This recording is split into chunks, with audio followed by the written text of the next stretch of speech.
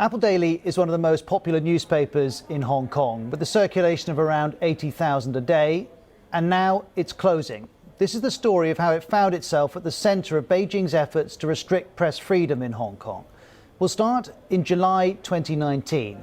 This was one of a series of protests against a new extradition bill in Hong Kong, a bill that would have made it easier to extradite people to mainland China. The protests were covered by Apple Daily. The founder of the paper is the businessman Jimmy Lai, and in July 2019, he met the then US Vice President Mike Pence in Washington to discuss the extradition bill.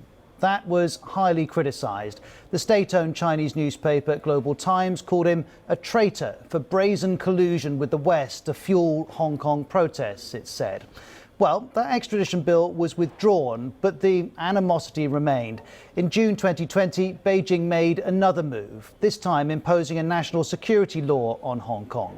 The law is far-reaching, and among the things it targets is secession, that's breaking away from the country, subversion, that's undermining the power of the central government, and collusion with foreign or external forces. Beijing argues the whole law will bring stability, but it also makes protesting harder, it makes reporting harder.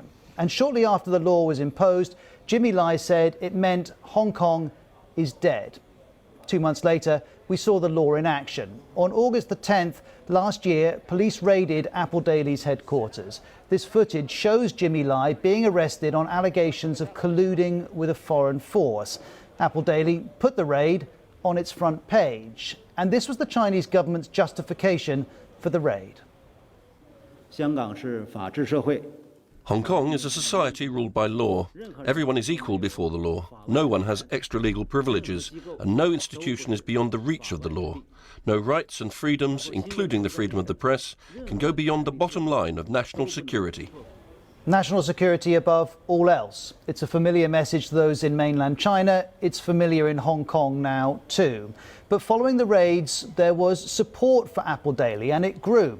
Showing yourself reading the paper became a form of silent protest, and Apple Daily continued to publish anti-government headlines and anti-government artwork.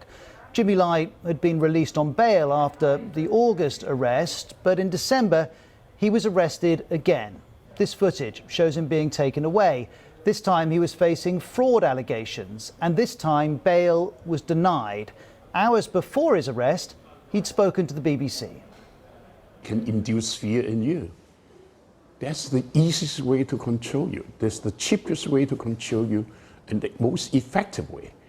And they know it, and they're very good at it. We now move into 2021, and the pressure on Jimmy Lai and the pro-democracy movement continued to grow. These pictures from April show activists outside a court in Hong Kong. They and Jimmy Lai were sentenced for their roles in the 2019 protests. To the pro-democracy activist Nathan Law, this moment was pivotal. And many of us think that this is definitely a political motivated charge, and that really harms Hong Kong as, showing that the judicial system is compromised. They're being seen and used as illegal weapons to prosecute democratic activists. From April, we move to the last few days. These pictures are from the 17th of June and another raid on the Apple Daily offices. For the first time, its journalists were targeted. This is the editor-in-chief, Ryan Law. He, along with senior members of his team, were arrested. The police say the raids are connected to articles that criticise Hong Kong and Chinese actions, and which, they allege, are part of a conspiracy to collude with foreign forces. Here's the Hong Kong Secretary of Security.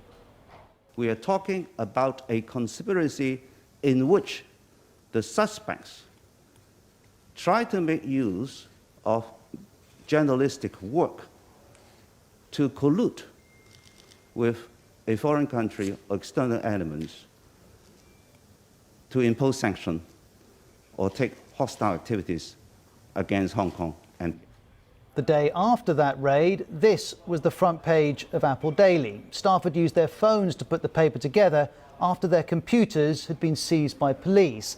And as well as their computers being taken, the assets of the newspaper were frozen.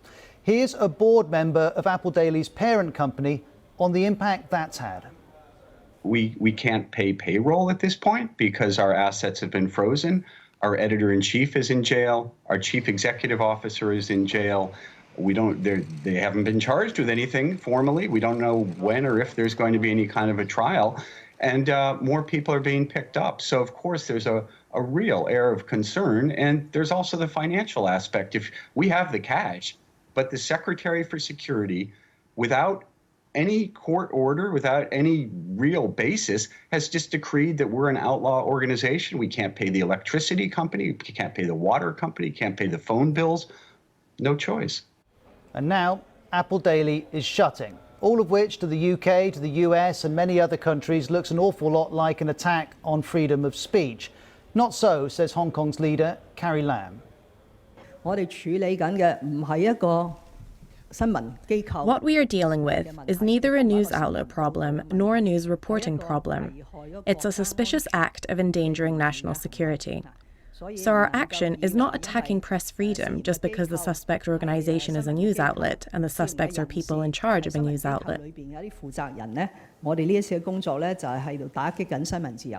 Well, we know Jimmy Lai will not see the fate of Apple News this way. At the end of last year, while still free to talk to the media, he described Apple Daily's battle as something far bigger than a single newspaper.